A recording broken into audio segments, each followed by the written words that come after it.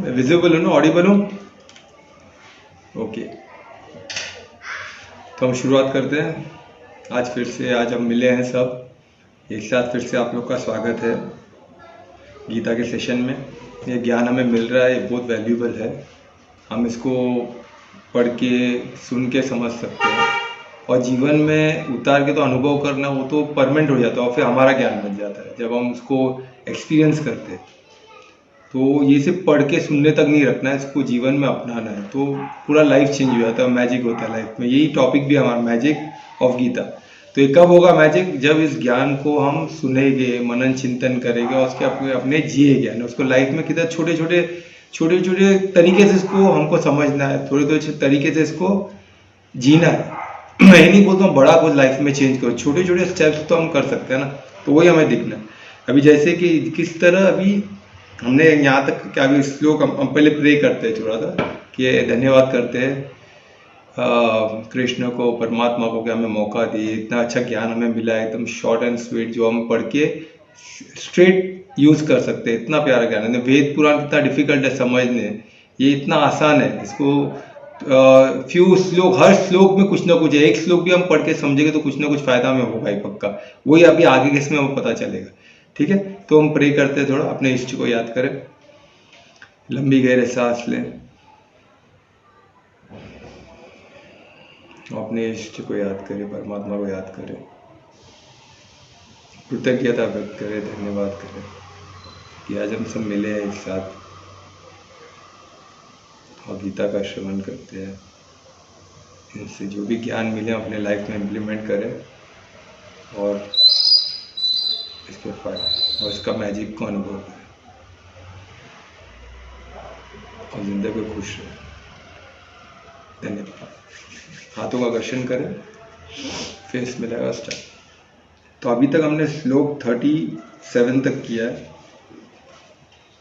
37 तक कृष्ण अर्जुन को अभी तक क्या बताया सेकेंड चैप्टर में, और हम अध्याय 38 तक आए। तो 38 तक क्या हुआ मैं संक्षेप में बताऊंगा कि सोल के बारे में बताया गया। जैसे संख्या युग चल रहा है तो सोल के बारे में छोटे छोटे स्टेज बताए गए। उसके बाद कंपैरिजन कि सोल और बॉडी में क्या अंतर है वो बताया गया। उसके बाद फिर कुछ श्लोकों में कृष्ण ने अर्जुन को अपना उसका कर्तव्य की जानिब कराया कि आप क्या हो, क्षत्रिय हो तो आपको लड़ना है, और उसके फायदे बताए कि आप नहीं लड़ोगे तो क्या नुकसान है और आप लड़ोगे तो आपको क्या फायदा है।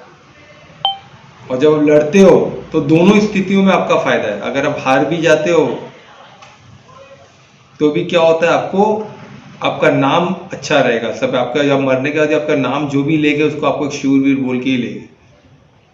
और आपको आगे का जो जर्नी रहेगा आपका, वो गति रहेगी ऊपर की तरफ रहेगी, वो गति रहेगी मंगल रहेगी, क्योंकि आपको परमात्मा आपको हमेशा मदद करेंगे।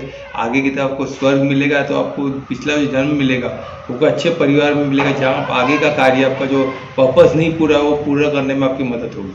तो ये फायदा उनको बता रहेगा आप लड़ते हो तो। और नहीं, और अगर आप जीतते हो, लड़ते हो, तो एक तो है मरने का, चाहे कि आप हार गए और मर गए तो भी आपका फायदा है। अगर आप जीते तो आपको राज्य मिलेगा, आप धर्म की स्थापना कर सकते हो। तो ये दोनों ही फायदा बता रहे हैं इनको कि आप लड़ने में क्या फायदा है, और अगर आप नहीं लड़ते हो तो नुकसान क्या है।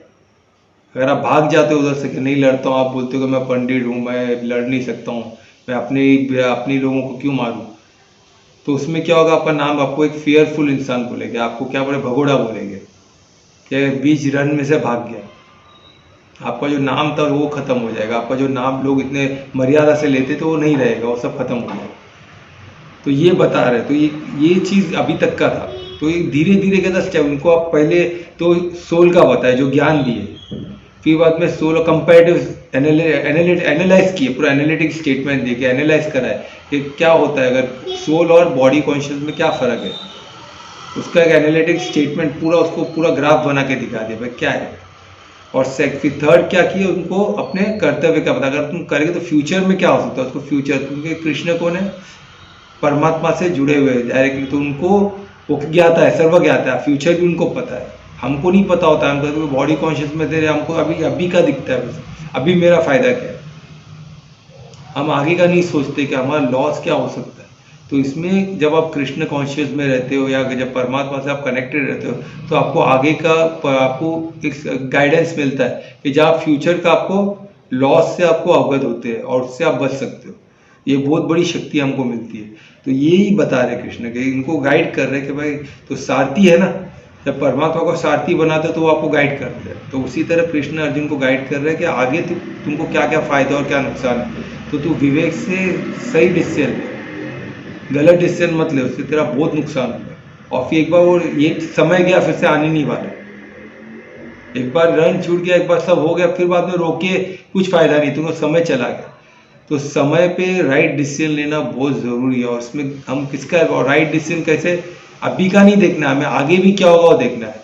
और आगे हम विद ऐसे इंडिविजुअल सोल, हमारी गति, हमारा विस्तार कहाँ तक, हमारे शरीर तक है, हमारा ज्ञान कहाँ तक, हमारे शरीर तक है, आस पास जो हो रहा है, हमारा फ्यूचर का ज्ञान हमारे पास नहीं आ सकता। उसके लिए हमको परमात्मा से जुड़ना ही पड़ेगा।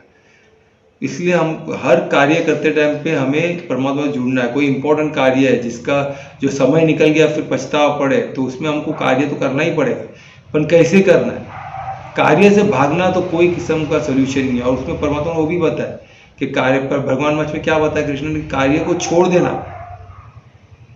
उससे कोई लोग मैं तो नहीं कर रहा हूँ ना, पाप तो नहीं कर रहा हूँ ना, मैं तो कार्य तो नहीं कर रहा हूँ, तो उसका मेरे को नुकसान क्या, फायदा क्या, कुछ नहीं। एक आपका जो कार्य आपको करना ही पड़ेगा, उससे भागना भी आपको पाप का भागी बन सकते हो, वो भी पाप है, उसका भी भोगना पड़ता है। तो आप कार्य, आपका कार्य छोड़ के नहीं जा सकते हो। तो ये अभी तक का वो होता है। अभी श्लोक 38 में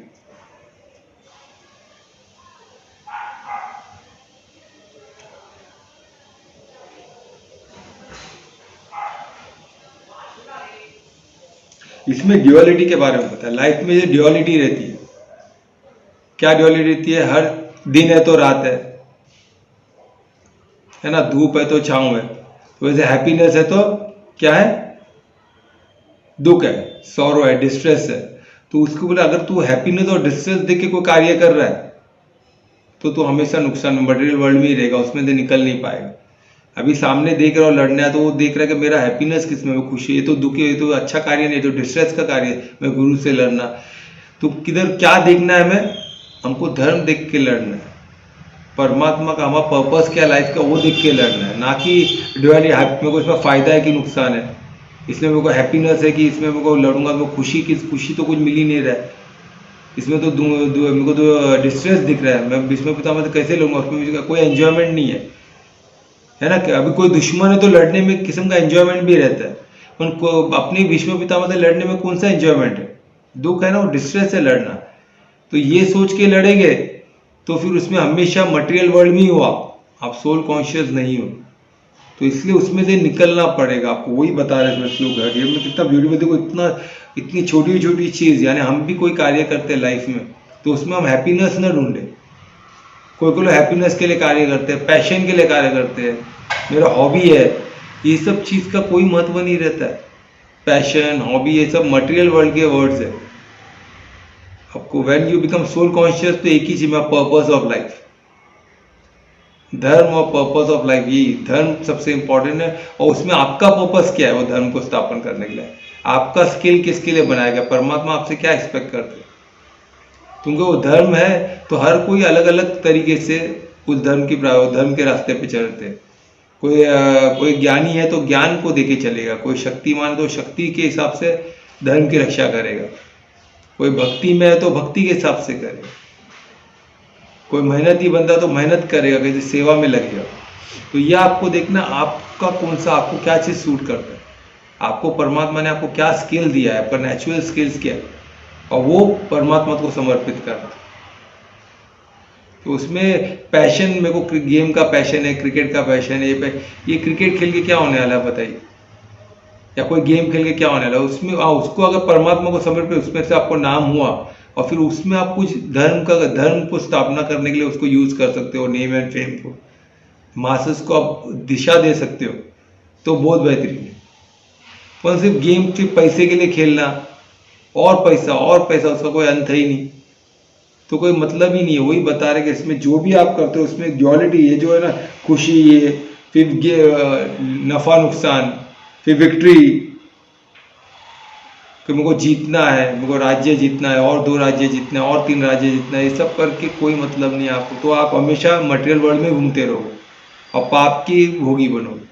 आपको कभी मोक्ष प्राप्त नहीं होगा, आपको भी आपकी गति परमात्मा की तरफ कहीं हुई नहीं, ना परमात्मा को भी समझ पाओगे।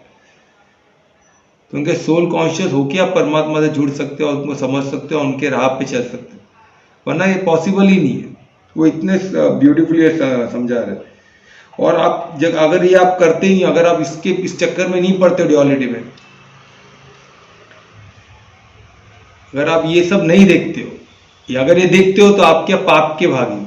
अगर आप ये नहीं देखते हो, आपने सिर्फ धर्म को देखा है, धर्म को देख के कार्य किया है, तो आपको पाप कभी नहीं लगेगा। आप क्या कर रहे हो इंपॉर्टेंट नहीं है, वही इसमें बहुत इंपॉर्टेंट है। कर्म में 2 रहता है, एक होता है क्रिया, एक होता है उद्देश्य। तो आपको क्रिया तो करना ही पड़ेगा, क्योंकि हम कर्म भूमि में है। ये धरती हम जिधर है वो कर्म भूमि है, हमको कर्म करना ही, हम कर्म से भाग नहीं सकते। वो जो ये बोलते कि मैं कुछ करूंगा नहीं, वो सबसे बड़े अज्ञानी है, क्योंकि वैसे ही पाप लगने वाले से अच्छा कुछ करो ना। हम कर्मों में हमको कार्य तो करना ही पड़ेगा, पर कार्य हमारा उद्देश्य क्या है उसके पीछे, वो उद्देश्य से आपको, उद्देश्य जो है और भाव जो है, उससे आपको पाप और पुण्य का ये तराजू में तोड़ा जाएगा, ना कि क्रिया से। वही अभी अर्जुन की तरफ फंसा हुआ है कि मैं लड़ूं कैसे, मैं कि अपने भीष्म पितामह से कैसे लड़ूंगा। ये तो क्रिया है ना। उद्देश्य क्या है कि तुझे मजा नहीं आ रहा है, वो उद्देश्य है कि मेरे भीष्म पितामह से कैसे लड़ूं। ये तो डिस्ट्रेस है, ये खुशी नहीं मिलेगा मेरे को लड़ने में। तो खुशी और डिस्ट्रेस तो तू पाप कर। अगर उद्देश्य है कि मेरे को धर्म की स्थापना करना और मेरे भीष्म पितामह अधर्म के साइड पे खड़े, तो उनको मना कि आप उधर मत खड़े रहो पितामह, आप उधर रहोगे तो मुझे लड़ना ही पड़ेगा, आपको इस तरफ आ जाए। फिर भी नहीं माने तो आपको लड़ना ही पड़ेगा। और कृष्ण खुद जाके सबको मना, फिर भी नहीं माने बोल के, तो युद्ध इनएविटेबल हो गया, लड़ना, युद्ध की नौबत आ गई, वरना युद्ध होता ही नहीं ना। सब कोशिश, आप मानोगे नहीं, इतना कोशिश, जो भी महाभारत पढ़े रहेगा या सुने रहेगा तो आपको आइडिया रहेगा कृष्ण ने हर मुमकिन कोशिश की। तो कृष्ण कहते हैं कि जो युद्ध लड़ाई ना जाए वो सबसे अच्छा युद्ध, लड़ाई की नौबत आए ही नहीं, नेगोशिएशन में काम हो जाए, सबसे बेस्ट हुआ। तो ये युद्ध हुआ है, यानी कृष्ण सब नेगोशिएशन स्किल सब हो गया, उसके बावजूद लड़ना पड़ रहा है, इसलिए हुआ। तो ये अभी अर्जुन जाके भाग रहा है, अभी ये सब बात कर रहा है, इसका कोई ग्राउंड नहीं है। पहले तो उत्सुक था लड़ने के लिए, क्योंकि उनको जो वनवास दिया था, उनके जो द्रौपदी का जो वस्त्रहरण, उससे वो बहुत गुस्से में थे। तभी उसको ख्याल नहीं आया, जब युद्ध आया तभी तो लड़ने के लिए तैयार थे, कृष्ण ने उनको रोके थे। तभी गुस्से में भी लड़ना गलत है, वो भी पाप है। जब तुम बदले के लिए लड़ रहे हो वो भी पाप है। तो पहले तो उन्होंने बदले के लिए लड़ना चाहते थे, सब जन ने प्रतिज्ञा ले ली थी, मैं इनका छाती फाड़ के खून पीऊंगा, मैं इसको मारूंगा, सब जन ने प्रतिज्ञा ले ली थी, पर वो सब पाप है। क्रोध में आकर प्रतिज्ञा लेना, ये सब पाप है। मेन क्या है कि आपका उद्देश्य क्या है, धर्म की स्थापना, पाप का अंत, अपराधी को सजा देना। अपराधी जो ऐसे अपराध कैसे, अपराध का मैंने बीच में बताया था कि अपराध किसको बोलते हैं, जो बड़े अपराध जिसका दंड बोलते हैं ना, एकदम दंड देना ही पड़ता है, वैसे अपराध मैंने कुछ बताए थे, इस गीता में ही दिए थे। तो वही अपराध है, कैसे जैसे किसी आपका घर, जमीन किसने कब्जा कर लिया हो, आपके घर को किसने आग लगा हो, बड़ी चोरी कर दी हो, आपको बहुत बड़ा धोखा दे दिया हो, आपके बिजनेस में बहुत, आपका काम का, आपको कार्य करने में बाधा आ रहा हो, या आपके घर के महिलाओं पे अत्याचार कर रहा हो, तो इसका एक ही सजा है, आपको उनको पनिश करना ही पड़ेगा। अगर नहीं कर रहे हो तो आप आपके होगी, आपको उसके अगेंस्ट स्टैंड लेना ही पड़ेगा, उसमें डिप्लोमेसी नहीं चलता है। आपको आपका हक के लिए लड़ना ही पड़ेगा, आपको आपके परिवार को प्रोटेक्ट करना ही, स्पेशली स्त्री और बच्चों को प्रोटेक्ट करना ही पड़ेगा। उसके लिए आपको जो भी शस्त्र है वो लेना ही पड़ेगा, और इसके लिए सामने खड़ा ही रहना पड़ेगा, अपने परिवार को प्रोटेक्ट करना ही पड़ेगा। लॉ का मदद ले, पुलिस का मदद ले, कुछ नहीं तो खुद तक खड़े डट के, वो करना ही पड़ेगा। तो आप सही हो कि आप पाप के भोगी नहीं। अगर आप लड़के छुप जाते हो, भाग जाते हो वहां से, तो पाप के भोगी, ये हमेशा याद रखना है। तो यही इसमें दिखा रहा है कि अगर आपका उद्देश्य क्या है, क्रिया से ज्यादा इंपॉर्टेंट है उद्देश्य, और क्या भाव से कर रहे हो। अगर मेरा भाव समर्पण का भाव है, परमात्मा निमित्त भाव है, तो वो और मंगल। फिर समझो यू एलिवेटेड, स्ट्रेटली आप ट्रांसेंडेंटल स्टेज में पहुंच गए। उद्देश्य रखना ये नॉर्मल है, बहुत अच्छा उद्देश्य रखना तो बहुत नॉर्मल है, पर जब आपका भाव भी समर्पण भाव रहता है, जब आप निमित्त भाव बोल के कार्य करते हो, तो वो तो ट्रांसेंडेंटल फेज हो गया, सबसे ब्यूटीफुल फेज हो। तो हमको स्टेप बाय स्टेप जाना है। सबसे पहला क्या करना है, हमको कार्य तो कर्म भूमि, हमको कार्य तो करना ही पड़ेगा, इससे हम बच नहीं सकते। क्लियर होना चाहिए माइंड में, मुझे तो कर्म करना ही पड़ेगा। सेकेंड, मेरा उद्देश्य इसमें बहुत महत्व है, क्योंकि उससे पाप और पुण्य डिसाइड होता है।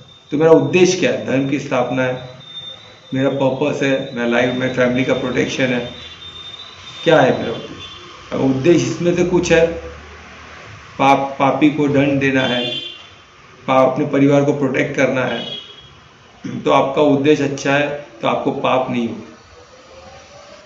अगर आपका उद्देश्य सिर्फ बदला लेना है, टिट फॉर टैट है, लालच है, किसी को गिराना है, तो उसमें पाप लगेगा। किसी को बचाना है, पापी अधर्मी को बचाना है, तो भी पाप। किसी का उसने पाप किया, आप उसको बचा रहे हो, तो गलत ही है ना। तो बहुत, तो ये चीज आपको देखना है, घड़ी घड़ी उद्देश्य पे ध्यान देना है, क्रिया नहीं। क्रिया तो कुछ भी, क्रिया तो इतना इंपॉर्टेंट है ही नहीं, पर आपको क्रिया करना पड़ेगा। मेन क्या उद्देश्य पे लक्ष्य, तो उस उद्देश्य को पहले उद्देश्य का सोचो, फिर उसके हिसाब से क्रिया करो, तो बहुत ईजी हो जाएगा। पहला क्रिया करने जाओ, फिर उद्देश्य, ऐसा उल्टा मत करना कभी। और उसमें अगर आप भाव को भी समझ सकते हो कि मैं किस भाव से कर रहा हूँ, करता भाव मैं कर रहा हूँ सोच के कर रहे हो, तो आपको ट्रांसेंडेंटल नहीं हुआ, आप इधर ही रहोगे, आप आगे के स्टेप पे नहीं बढ़ पाओगे, देवी देवता नहीं बन पाओगे, उस तो वो गति आपकी ऊपर की तरफ नहीं रहेगी। ट्रांसेंडेंटल आप इंसान नहीं हो, आप डिवाइन नहीं हो। डिविनिटी कब आएगी, जब आपने भाव भी आप निमित्त भाव से कार्य करो, कि मैं तो कुछ कर ही नहीं रहा हूं, ये मैं परमात्मा मेरे थ्रू कर है ना। आप कनेक्टेड हो, आपको लगता है परमात्मा का कार्य है और ये हाथ परमात्मा को समर्पित। अगर मैं कुछ बोल रहा हूं, मेरा मुख परमात्मा को समर्पित। मैं कोई अच्छा दिख रहा है, अच्छा एक्टिंग, तो उसका लुक्स भी परमात्मा को समर्पित। मैं अच्छा दिख रहा हूं, तो मैं वो लुक्स भी परमात्मा को समर्पित। मैंने ऐसे लोगों को देखा है, ऐसे गर्ल्स को देखा है जो इतने अच्छे दिखते हैं, उन्होंने अपने लुक्स को भी परमात्मा को समर्पित किया। तो ये सब डिवाइन लोग हैं, ये सब ट्रांसेंडेंटल से सीखने ऐसा बहुत कुछ। इनको देख के हमको वो बोलते हैं ना, आवाज होता है कि क्या डिविनिटी किसको कहते हैं।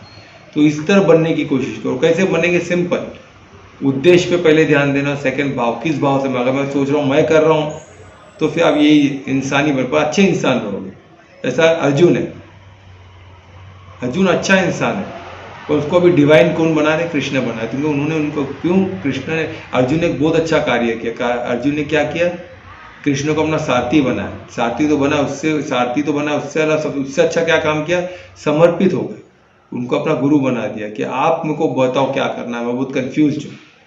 तो इसमें कोई गलत नहीं है, कोई गुरु को समर्पित होना, उनसे गाइड लेना, उनको बोलना कि मैं आप पे समर्पित हूँ, मैं कंफ्यूज हूँ, मुझे आप मदद करो, इसमें कोई गलत नहीं। पर हमेशा आपकी बुद्धि को यूज करना। आपको पता है इंसान डिवाइन है, आपके गुरु आपको गाइड कर सकते हैं, तो उसमें सरेंडर करने में क्या प्रॉब्लम, कुछ प्रॉब्लम, तो आपका रास्ता क्लियर होता है, उसमें आपका ही फायदा, आपका नुकसान नहीं। तो हमेशा याद रखो क्या, और सबसे बड़ा गुरु कौन है, गीता।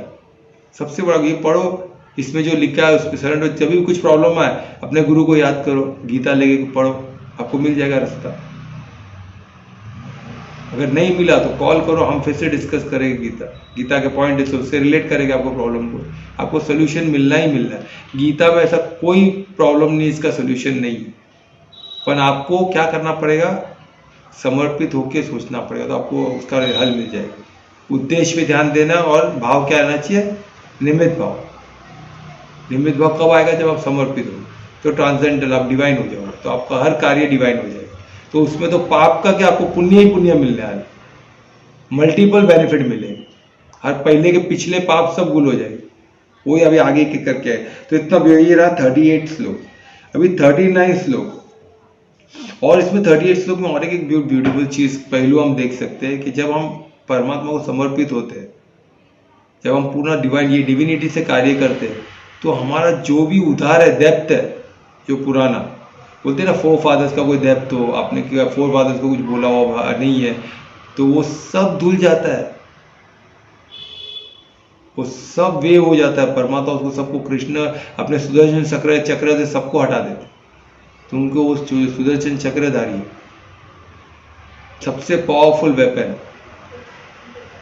उससे हर चीज को काटा जा सकता है। तो कोई चीज नहीं जिससे कटा नहीं, हर पाप को काटा जा सकता है, हर विकार को काटा जा सकता है। हम वो सुदर्शन चक्र और कृष्ण के उस चक्र को हमको क्यों यूज कर, दूसरे को मारने के लिए नहीं यूज करना है, हमें खुद के विकार को काटने के लिए, खुद के पाप को काटने के लिए यूज करना है। और उसके लिए हमें गीता पढ़ना, और गीता में ही वो सुदर्शन चक्र है, क्योंकि कृष्ण वाच है, भगवान वाच है, इसमें वो सुदर्शन चक्र है, वो ये ज्ञान में है कि हमारे सब पाप कट जाएंगे, हमारे सब जो भी हमारे पाप है सब हट जाएगा, जो भी हमारे विकार है वो सब धुल जाएगा, जो भी हमारे हैबिट्स, बुरे हैबिट्स है उसमें हम उसको पार कर लेंगे, हमको रास्ता जो नहीं दिख रहा था दिखना चालू हो जाएगा, हमारे आंख साफ हो जाएगा, हमारे कान जो ज्ञान नहीं समझ में आता समझ में आ जाएगा,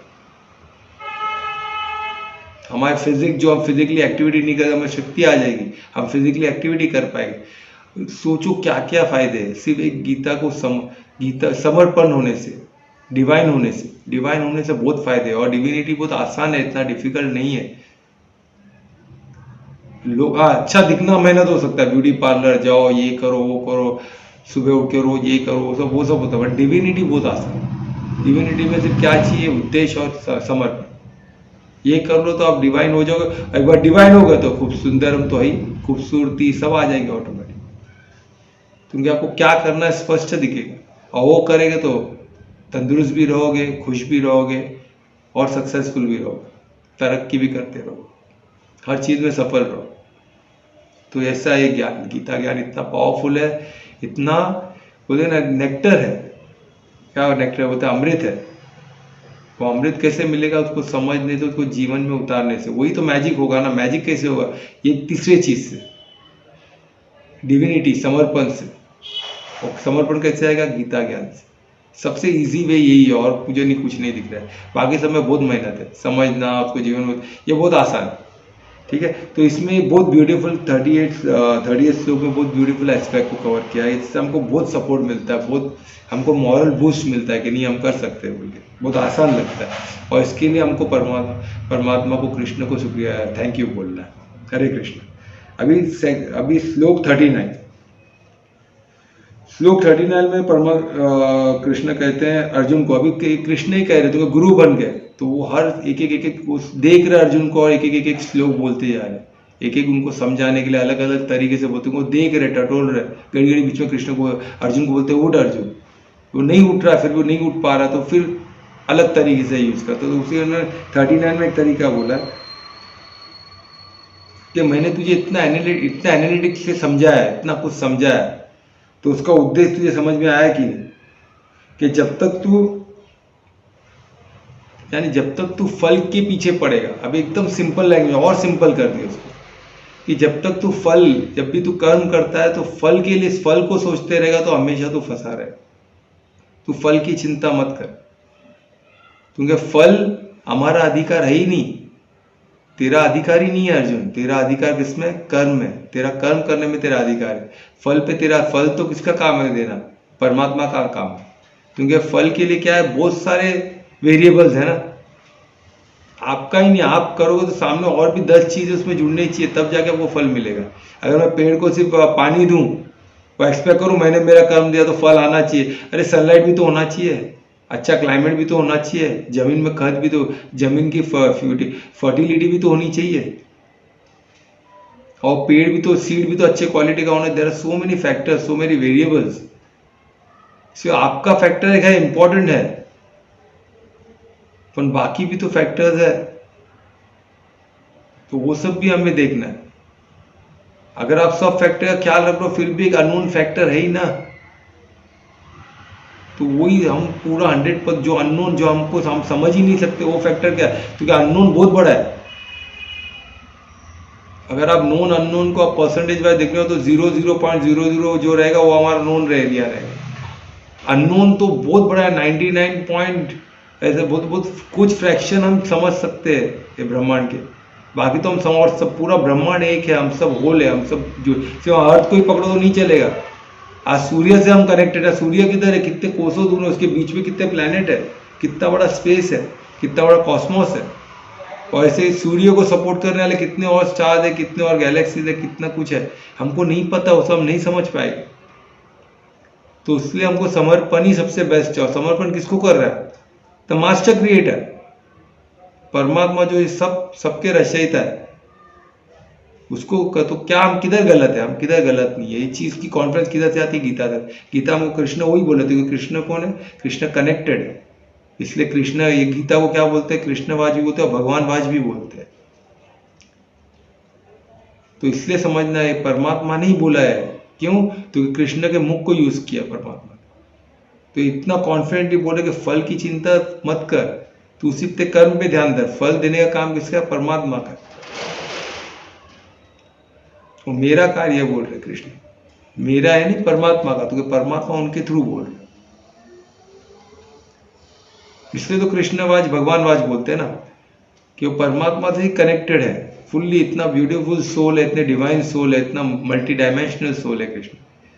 तो उनको, उनसे ही हमको इतना अच्छा देन उन्होंने दिया है। तो उसका इतना ब्यूटीफुल इसमें बोले कि तू फ्रूट इतनी इजीली समझा कि तू फल की चिंता मत। फल के लिए बहुत वेरिएबल है और वो सब परफेक्ट हो जाएगा तो तू कार्य सही करेगा, सब मैजिकली सब जुड़ जाएगी और तेरा कार्य तुझे फल मिल जाएगा। पर तू सिर्फ फल की सोचते रहेगा तो तू बॉडी कॉन्शियस में तो तुझको कभी नहीं मिल जाएगा, क्योंकि वो तेरा कार्य ही नहीं है। तू तेरा कार्य गलत कर, तेरा उद्देश्य गलत हो गया, तेरा भाव गलत हो गया, तो क्या बचा फिर? सिर्फ क्रिया। और क्रिया तो सबसे, क्रिया का महत्व है ही नहीं। मेन तो उद्देश्य और भाव है, उसी में गड़बड़ हो गया तो क्रिया का क्या मतलब हो? कुछ मतलब नहीं। और इसमें बोल रहे पार्थ, और बोल रहे इतना बेस्ट बोल रहे थे कि अगर ऐसे नॉलेज से तू कार्य करेगा, सिर्फ फ्रूटी सिर्फ फल के नॉलेज में करेगा, तू हमेशा बॉन्डेज में रहेगा वर्क के, तू कार्य करता ही रहेगा, कभी उस कार्य से निकलेगा ही नहीं बाहर। वही कार्य, अभी फल मिल भी गया तो और बड़े फल के लिए लड़ेगा, फल नहीं मिल रहा तो रो रो के लड़ेगा, प्रे करते रहेगा, भगवान भगवान मुझे, कृष्ण मुझे फल मिले, फल मिले, फल। कार्य करता है यानी बॉन्डेज ऑफ वर्क हो गया, तू तो गुलाम हो गया उस कार्य का। वो कार्य किधर रहा? वो कार्य तेरा मालिक। सर, हाँ, फॉर एग्जाम्पल से बताइए ना कर्म का। फॉर एग्जाम्पल यानी अभी फॉर एग्जाम्पल बता रहा हूँ, अभी अर्जुन को लेके बताऊंगे, प्रैक्टिकल एग्जाम्पल बताऊं? प्रैक्टिकल प्रैक्टिकल अभी का करंट लाइफ का। अच्छा समझो, अगर मेरे को डॉक्टर, मेरे पिताजी ने बोला डॉक्टर बनने, कि तुम डॉक्टर बनना है तुमको। मेरे पिताजी ने बोले कि मैं डॉक्टर बन रहा हूँ। पिताजी ने क्यों बोले? देखो वो पैसा कमा रहा है, तू भी कमा। तो मैं डॉक्टर की पढ़ाई कर रहा हूँ, मर मर के कैसे कैसे पढ़ के पास किया। अब क्या है, अब इतना पैसा लग गया तो अभी क्या करना है? वो पैसा जो मैंने पिताजी ने लगाया, जो लगा वो निकालना है। तो क्या करना है? फल की, तो मैं इधर करूं तो मेरे को कितना पगार, ये हॉस्पिटल में कितना पगार मिलेगा, वो हॉस्पिटल में कितना पगार मिलेगा। अरे पण मेरा उद्देश्य क्या था डॉक्टर बनने का? मेरे डैडी ने बोल के कि इसमें कमाई है बोल के, क्या वो कमा रहा है बोल के मैं कमाऊं? तो उद्देश्य गलत हो गया ना। उद्देश्य किधर रहा इधर? अगर मेरा यही उद्देश्य रहेगा कि अगर के सबसे निरोगी, योग के लिए सबसे इंपॉर्टेंट क्या है? निरोगी क्या है? प्रथम रिक्वायरमेंट। और निरोगी क्या है? मैं दे सकता हूं लोगों को, और उनको लोग योग में मदद कर सकता हूं। तो मेरा उद्देश्य क्या हो गया? इतना प्यारा हो गया। और मैं भाव डाल दिया कि कार्य किसका है? परमात्मा का है। मैं करता नहीं हूं, परमात्मा ने मुझे नियुक्त किया है, और मैं उनका निमित्त, ये हाथ परमात्मा को समर्पित, ये बुद्धि परमात्मा को समर्पित। फिर मैजिक होना चाहता हूं कि अभी क्या हो गया, कार्य इंपॉर्टेंट, मैं ऑपरेशन करूं नहीं करूं, कुछ करूं नहीं करूं, पर ये दो चीज हो गया तो मैं जो कार्य करूंगा मंगल होगा। क्योंकि अभी क्या होगा, मैं हाथ समर्पित हो गया परमात्मा। अभी मेरे को कुछ उठाए, मैं किसी को टच कर दूं तो ठीक हो जाए। समझे? मैजिक उसको बोलते। मैं ऐसे लोगों को देखा हूँ जो सिर्फ उनको मिलके लोग आधे ठीक हो जाते हैं, क्योंकि वो समर्पित रहते हैं। उनका एक ही उद्देश्य होता है, जो मैं सिर्फ सबको मंगल करूं बस। क्यों? क्योंकि मैं समर्पित हूँ, मेरे हाथ, मेरे मुख, मेरे चेहरा, मेरे आंख सब समर्पित है परमात्मा। मैं जिसको देखूं उसको हीलिंग चालू हो जाए। क्या सोचने में, इस भाव में क्या कुछ गलत लग रहा है? कोई गलत नहीं है। पर इससे मैजिक क्या होता है, सब हील होने लग जाते हैं और हम सब जुड़े हुए हैं। जब हमको ये लगता है, आजकल कुछ लोग को ऐसा लगता है ना, मेरे को ताज्जुब बात है, अरे उसका फायदा तो मेरा क्या फायदा है? अरे उसके फायदे में भी तेरा, we all are connected, we all are whole. ये समझना बहुत जरूरी, हम सब कनेक्टेड है।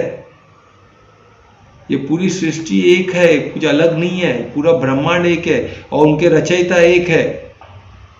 परम पिता परमात्मा एकम सत्य, ये उसके रचयिता है। कृष्ण ने इतना क्लियरली उन्होंने विराट रूप भी दिखाया ना अर्जुन को, तभी भी अर्जुन ने फिर विराट रूप दिखाना पड़ा ना। तो विराट रूप में क्या था, एक ही थे ना, सब उसमें सब कुछ उनमें ही था ना। विराट रूप का क्या मतलब होता है? विराट रूप यही था, सब कुछ, सब करता वही है, सब कर भी कृष्ण रहे, सब भोग भी कृष्ण रहे, कोई है ही नहीं उधर। तो हर चीज जब उनका है तो उनको समर्पित करने प्रॉब्लम, हम समर्पित है ऑलरेडी। हम सिर्फ करता करता करते रहे तो हम सब गलत करें, कुछ करने वाले नहीं है। तो हमको अभी समझ में आ गया क्रिया क्या है। क्रिया क्या है? क्रिया कोई इंपॉर्टेंट नहीं है, वही तो मैं बता रहा हूं। क्रिया छोटा बड़ा कुछ भी करो, पर जब तक आपका उद्देश्य सही नहीं रहेगा और या भाव सही नहीं रहेगा तो क्रिया सही हो ही नहीं सकता। आपको लगता रहेगा मैं बहुत अच्छा कार्य कर रहा हूं, मैं दान कर रहा हूं, धर्म कर रहा हूं, मैं दान दे रहा हूं, और दान तो सबसे अच्छा मानते हैं। अन्नदान कर रहा हूं, धन का दान कर रहा हूं, कर्म का दान दे रहा हूं, सेवा कर रहा हूं, पर पीछे पीछे उद्देश्य क्या है कि मेरा फोटो छप जाए किधर, प्राइम मिनिस्टर में मुझे अवार्ड दे दे, तो इसका कुछ होने वाला होगा? फिर भी अच्छा कार्य का फल मिलेगा, पर कभी मिलेगा क्या मालूम। पर ये रोते बैठा है तो फल पे हमारा अधिकार है ही नहीं, पर इसका उद्देश्य गलत हो गया तो ये खुश रहेगा ही नहीं। क्योंकि ये हमेशा जो फोटो निकाले, कोई फोटो नहीं निकाला तो दुखी। अरे फोटो निकाल के किसको दिखाने वाला है? परमात्मा तो कंटिन्यू देख रहे हैं ना, वो सर्व, ये चीज तो वो सर्वज्ञ आता है ना, वो तो देख ही रहे ना हमें। उससे बड़ा कोई फोटो किसको दिखाना है? किसको, मेरे को एक नाम बताओ जिसको फोटो दिखाएगा तुमको सब प्राप्ति हो जाएगी। चलो एक नाम बता दो, वो है? कोई बता सकते हैं एक नाम जिसको आप दिखा दिए सब प्राप्ति हो जाएगी? चलो 100% प्राप्ति, छोटी प्राप्ति 100% होगी, एक नाम बता दो। चलो कोई नहीं है ऐसा। अगर वही परमात्मा तो हमको कंटिन्यू देख रहे हैं ना, सर्व ज्ञाता है। सर्व ज्ञाता का क्या मतलब होता है? सब जानते हैं। वो हमारी आंखें नहीं, हमारी आंख से भी देख रहे हो, दूसरी आंखों से तो हमें देख ही रहे, हर एंगल से हमको देख रहे, प्लस हमारे खुद की आंखों से तो देख रहे। हम बच सकते हैं क्या उनसे? हमको लगता है, अभी लगता है कमरे में कोई नहीं है, अरे इसमें छोटे छोटे बैक्टीरिया है, उनको भी आंख है, उनको भी सेंसेस है। मच्छर घूम रहा है उसको भी है, मक्खी घूम रही है उसको भी है। छोटे छोटे जीव जो हमको नहीं दिखते, इतने बड़े बड़े जीव जो हम देख ही नहीं सकते, हमको क्या मालूम? वो चीजें जो हम नहीं समझ सकते, पर उन सबको, सब में कौन, सबके ज्ञाता कौन है? परमात्मा। वो सबके नजर से हमें देख सकते, हमें नहीं पता ना। पर गीता में लिखा है सर्व ज्ञाता, तो हमको मानना पड़ेगा। ये प्रमाण है बहुत बड़ा। अर्जुन को उससे फायदा हुआ है तो हमें क्यों नहीं होगा? जब अर्जुन को फायदा हुआ तो हमें क्यों नहीं होगा? जब अर्जुन कुछ घंटों में उठ के लड़ सकता है तो हम क्यों नहीं लड़ सकते हैं? हम क्यों नहीं उठ के खड़े हो सकते? हम क्यों नहीं ऐसे कार्य कर सकते? ऐसे उद्देश्य से, ऐसे भाव से क्यों नहीं कर सकते? कि नहीं कर सकते? इतना डिफिकल्ट लग रहा है? अरे हर हाँ बोलो बोलो, कौन बोल रहे? कर सकते हैं बोली मैं। बस कर सकते हैं, ये चीज याद रखना। ये बहुत आसान है और बहुत शाश्वत है, इसका दूसरा कोई तरीका है नहीं, बस करके देखो। छोटे छोटे कार्य, बड़े कार्य छोटे छोटे तो करके देखो, फिर आपको पता चलेगा कितने आप खुश रहते हो। क्योंकि आपको किसी को दिखाना नहीं है, क्योंकि सर्वज्ञता देख रहे हैं ना। मेरे भाव क्लियर है, मैं उनको समर्पित हूं, मेरा उद्देश्य क्लियर है, फिर क्रिया का क्या फर्क पड़ता है? क्रिया मिले तो भी ठीक है, नहीं मिले तो भी ठीक है। आप बैठे हो कि तो कुछ कार्य नहीं मिल रहा है तो आप दुखी हो जाओगे क्या? अरे आपका उद्देश्य सही है, मैं इधर बैठा हूं, लोग ट्रीटमेंट के लिए आवे नहीं आवे, पर मेरा उद्देश्य क्लियर है। अभी कोई नहीं आएगा तो मैं क्या कर सकता हूं? पर मैं तो अच्छे उद्देश्य से बैठा हूं, ऐसे जगह पे बैठा हूं, लोग आना चाहिए मुझे मेरे पास ट्रीटमेंट के लिए। अभी कोई नहीं आ रहा है ट्रीटमेंट के लिए, कोई आ रहा है तो दुखी है, उसको समझाओ तो भी उसमें मेरा लुकआउट नहीं है ना। मैं तो अपना 100% कमिट कर रहा हूं ना, बस वो इंपॉर्टेंट है।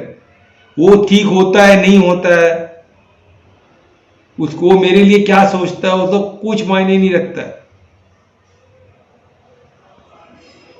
सिर्फ ये मायने रखता है कि आप क्या सोच रहे हो। जब आप उसको कार्य करते हो, आप ये सोचोगे इसका मंगल हो, परमात्मा मेरे हाथ को डिवाइन करके मेरे हाथ से ये ठीक हो जाए, ये आपका ही हाथ है, ये आपका ही मुख है। ऐसे ज्ञान निकाल के रोक के समझ में आ जाए, ऐसी दृष्टि प्रदान करके उनकी आंखों में देख के उनको हीलिंग स्टार्ट हो जाए। ऐसे ओरा में रह दे कि मेरे ओरा में आके लोगों को ठीक होना चालू हो जाए, उनको बैक्टीरिया वायरस सब दूषित चीज दूर हो जाए। ऐसे बोलने में सोचने में प्रॉब्लम क्या है? इधर किधर भी स्वार्थ तो है नहीं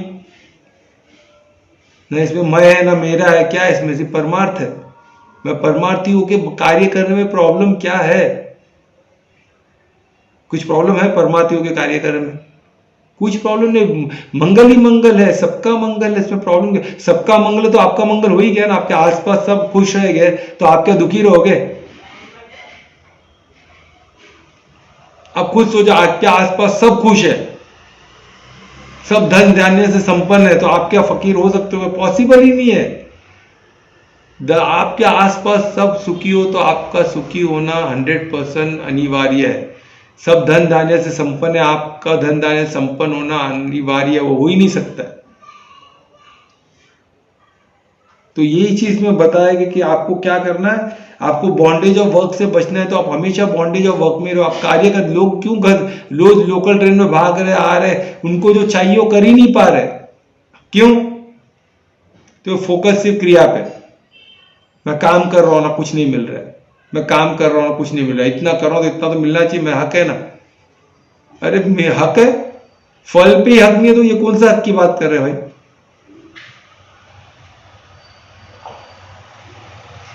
तो ये सोचना है। तुम तुम्हारा बेस्ट करो, तुम्हारा जो समय तुम्हारे पास है उसको बेस्ट यूटिलाइज करो और आगे बढ़ते रहो। बाकी सब परमात्मा पे छोड़ दो।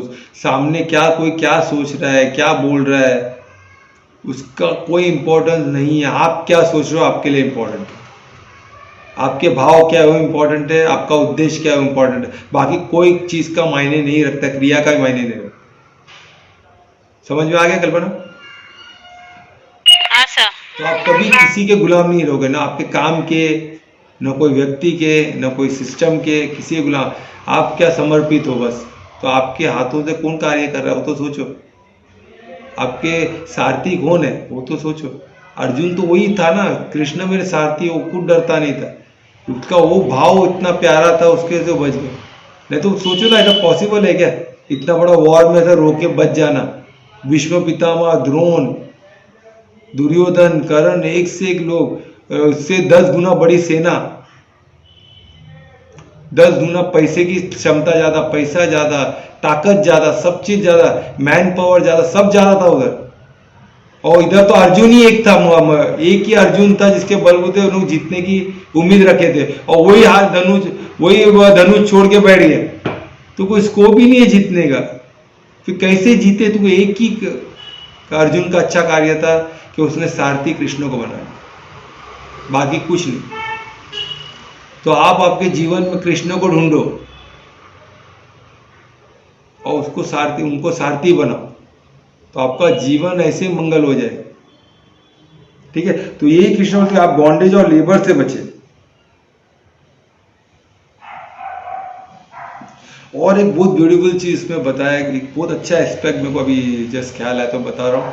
अभी तो जो बॉन्डेज ऑफ लेबर बोलते हैं ना, जो क्या चीज़ होता है अभी, जैसे दोनों चीज़ बोलते हैं ना, एक है कि मुझे राज्य जीतना है, जैसे अर्जुन बोल रहा है मेरे को राज्य जीत के फायदा नहीं है, और दूसरे एंगल में बोल रहा है कि इतने लोग को मार दूंगा, तो इसका फायदा क्या है? तो ये कृष्ण एक पॉइंट बता रहे, समझो तू राज्य जीत गया, राज्य जीतने के लिए जीता तो वो भी गलत है, क्योंकि तेरा उद्देश्य क्या हो गया? राज्य जीतना और राज्य करना। ये दोनों उद्देश्य में क्या आ गया? कर्ता भाव आ गया, स्वार्थीपन आ गया, तो ये खत्म हो गया, इसमें पाप है, इसमें कुछ तुमको धर्म पे नहीं चलना। और सेकंड क्या है कि तुमने इन सबको बचा लिया, ये मेरे भाई है, मेरे को बचाना था, ये मेरे विश्व पिता मुझे बचाता, मेरे द्रोण है, मेरे मम्मी पापा, मेरे भाई, मेरी बहन, मेरे बहनोई, मेरे चाचा, मेरी चाची, मेरे पड़ोसी, मेरे जात भाई, मेरे रिलीजन के लोग, मेरे कम्युनिटी के लोग, मेरे देश के लोग, ये मेरे में सब बर्बाद, इस पर कुछ फायदा नहीं है। दोनों में आपका नुकसान है, तो दोनों में क्या है? स्वार्थ है, दोनों में क्या है? कर्ता भाव है। तो इसके लिए में क्या होना चाहिए? उद्देश्य क्या होना चाहिए? कि मैं लड़ रहा हूँ धर्म की स्थापना के लिए, मैं बचा रहा हूँ, और धर्म के रास्ते पे चलने वाले लोगों के लिए मैं लड़ रहा हूँ, उनको बचा रहा हूँ, नहीं तो अधर्म उनको खत्म कर देगा। मैं इनोसेंट लोग को बचा रहा हूँ, मैं धर्म पे चलने वाले लोगों को रक्षा के लिए खड़ा हूँ, करते क्षत्रिय का वही तो धर्म है, वही तो सिखा रहे कृष्ण कि तू अपने धर्म, तू तेरा क्षत्रिय धर्म है, तेरा काम है इनको बचाना।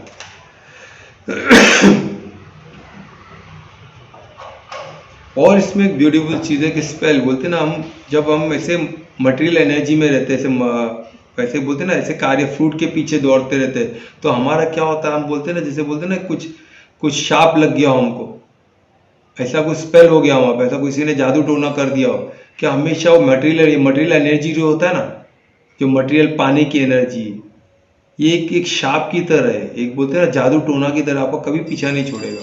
आप कितना करो, कुछ भी हासिल करो, आप हमेशा उसके पीछे, उसके चुंगल में फंसे रहो। आज आप देख रहे नहीं हो कितने 1 BHK लेते हैं, वो तो खुश होते हैं, थोड़े दिन के लिए आपको खुश दिखेगा, पार्टी रहेगा, हर जगह फोटो रहेगा उनके घर का, हर एक को पार्टी के लिए बुलाएंगे, क्या भाई 1 महीना तक पार्टी चालू है, क्यों? 1 BHK फ्लैट लिए।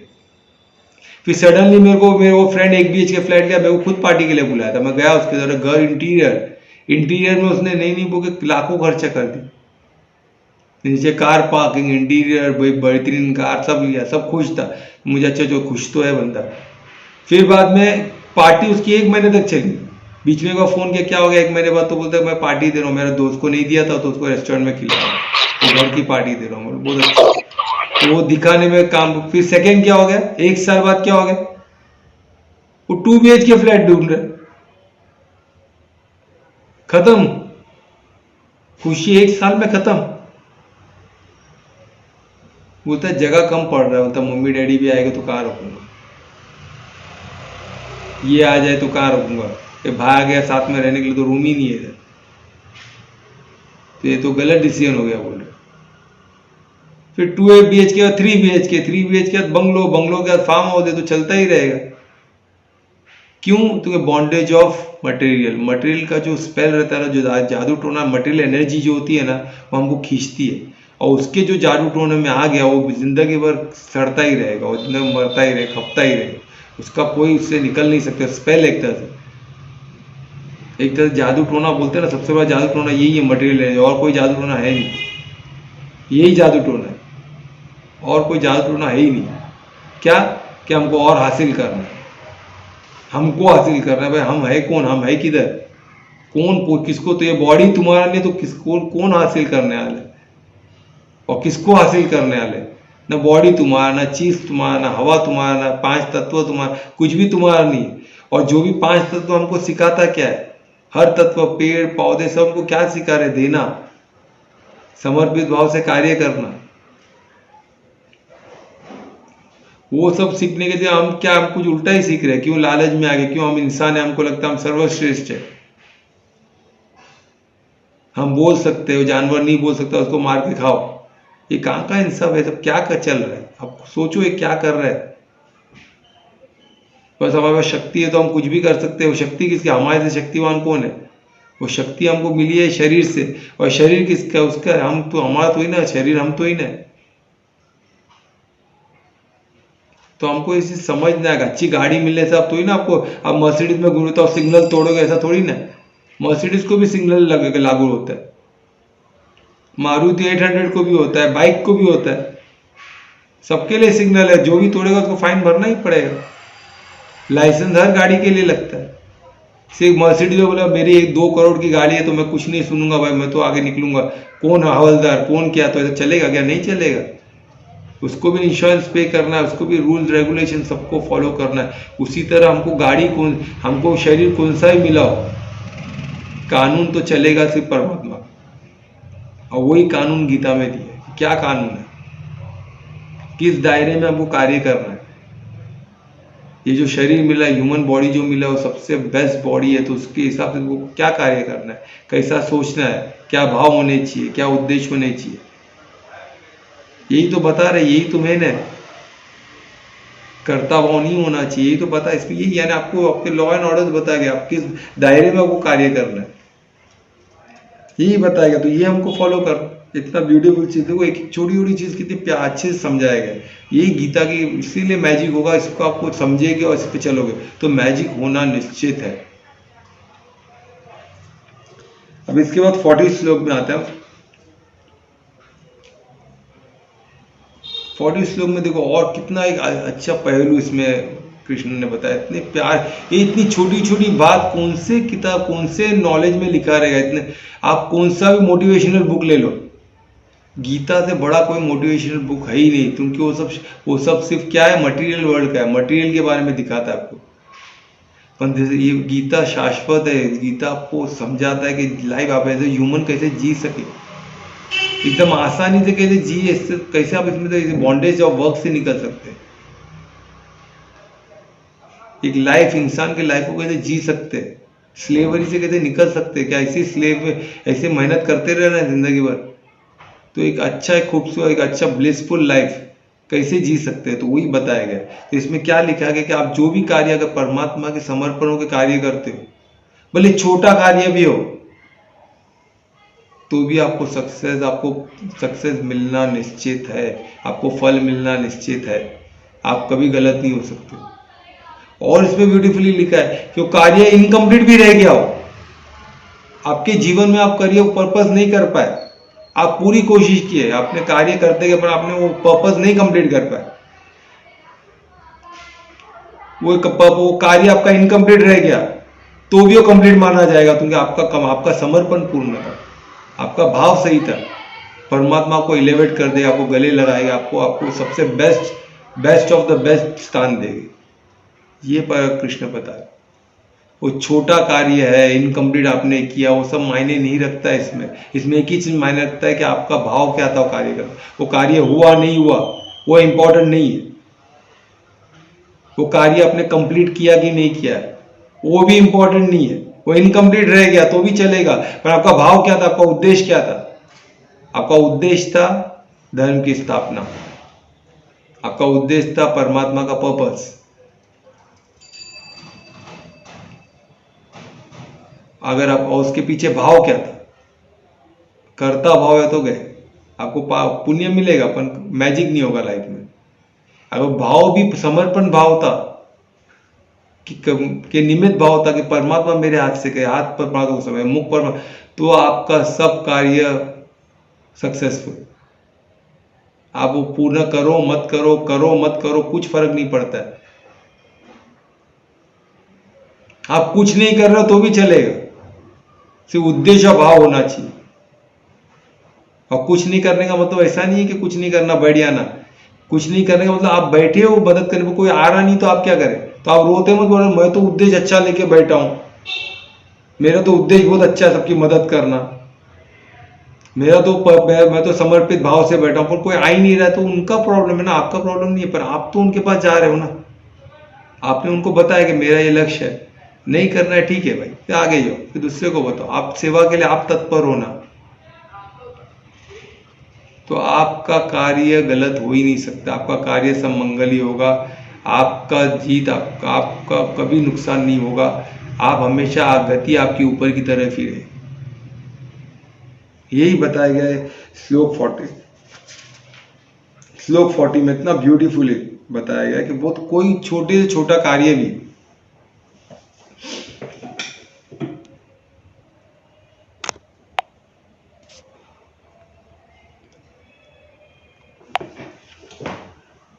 छोटे से छोटा कार्य भी समर्पित हो। कितना टाइम कितना हो कल्पना? 55 हो रहा है सर। हाँ, तो हम यहाँ रुकते हैं। ये क्वेश्चन तो बहुत इंपॉर्टेंट है, तो मैं इसको अच्छे से लेना चाहता हूँ। एक एक श्लोक का भी बहुत इंपॉर्टेंट है, ठीक है। तो हम यहाँ रुकते हैं। तो हम टाइम पे, तो आज क्यों नहीं आए, तो ज़्यादा लेट हो जाता है, इसलिए भी काफ़ी लोग नहीं आते हैं। तो हम समय पे बंद करेंगे, अच्छा रहेगा, ठीक है। तो सबको अच्छा पड़ेगा। तो हम अभी टाइम पे बीच में बोल देना 10 मिनट पहले, है ना। तो हम बंद कर देंगे, ठीक है। तो हम अभी क्वेश्चन लेते हैं। किसी को कुछ क्वेश्चन है तो पूछ सकते हैं, प्लीज। चलिए प्लीज, कुछ क्वेश्चंस।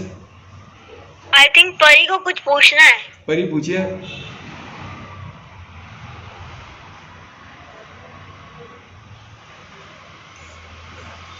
तो स्माइल दे रही हो, तो कुछ नहीं पूछ रही। चलो आगे कोई। परी अगर कुछ पूछना है ना तो बाद में भी पूछ सकते हो, नो प्रॉब्लम, शर्मा मत। सर कोमल को पूछना है लगता है। हाँ कोमल, पूछो। नहीं, ठीक है। तो last call for question, any question नहीं है तो हम कीर्तन चालू करते हैं। कौन कीर्तन करेगा? Last call for question, no. चलो ठीक है। कौन कीर्तन करेगा बताओ? मैं करूंगी। चलो वेरी गुड। चलो सब म्यूट कर लो। सर आप म्यूट करो। हाँ किया। चल। नमस्ते नरसिंहाय। नरसिंहाय। नमस्ते नरसिंहाय। प्रहलाद लादलाईने।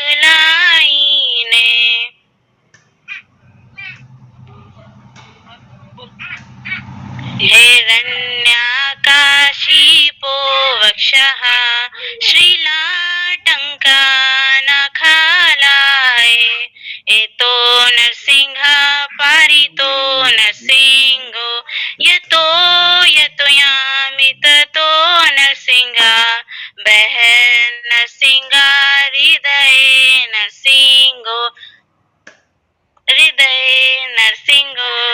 नरसिंहमदिं शरणं प्रपदे। तव कर कमलवरे नाखा। अद्भुत श्रृंगार गालिता हिरण्यकशिपो तानुभृंगा। केशवधीता नरहरि रूपा। जय जगदीश हरे। जय जगदीश हरे। जय जगदीश हरे। नवकर कमलवरे नाखा। अद्भुत श्रृंगार गालिता हिरण्यकशिपो तानुभृंगा। केशवधीता नरहरि रूपा। जय जगदीश हरे। जय जगदीश हरे। जय नरसिंहदेव नरसिंहदेव नरसिंहदेव। जय नरसिंहदेव। जय प्रहलाद महाराज प्रहलाद महाराज। जय प्रहलाद महाराज। जय Prahlad Maharaj. Hare Krishna Krishna Krishna Hare Hare. Hare Rama Ram Ram Hare Hare. Hare Krishna Hare Krishna. Hare Krishna. Hare Krishna. Very good super very good. Thank you. चलो गॉड ब्लेस यू। चलो शुभ रात्रि। हरे कृष्णा। हरि बोल। हरे कृष्ण। हरि बोल। सबका मंगल हो, सबका राधे कल्याण हो। राधे राधे राधे राधे राधे राधे।